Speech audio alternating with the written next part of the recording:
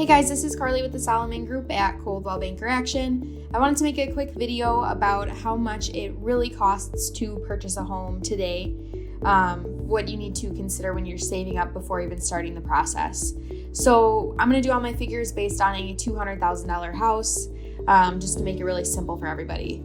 The most popular thing that you think of when you're starting to save for a home is you want to save up for that down payment.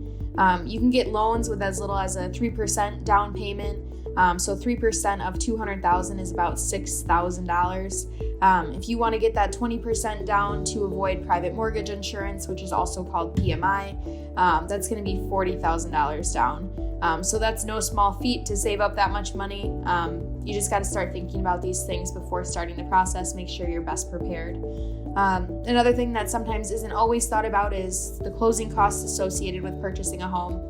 A quick figure you can do for yourself is, let's say you want to buy a $200,000 house. Take 2 to 5% of that purchase price, calculate that out, maybe calculate it on the high end of things. That's $4,000 to $10,000 of closing costs. You don't always think about that. Sometimes maybe you have that 3% saved up, maybe you have 5% saved up. You got to remember about those closing costs too. Let's say maybe you aren't able to get that figured out, but you really want to get this house. You can ask the seller to cover some of those closing costs for you. Just talk to your agent about it. Another thing that isn't always taken into consideration is moving expenses, or once you're moved in, the expenses associated with that as well. Moving companies, that's maybe $800 to $2,500 to get that moving truck, depending on how far you're moving, what you want them to move. Once you're in that house, you got to consider just the basics. Make sure you have a brand new shower curtain. Make sure you have that toilet paper, garbage cans throughout the house. Any new furniture that you need to purchase, those are going to be expenses after the fact.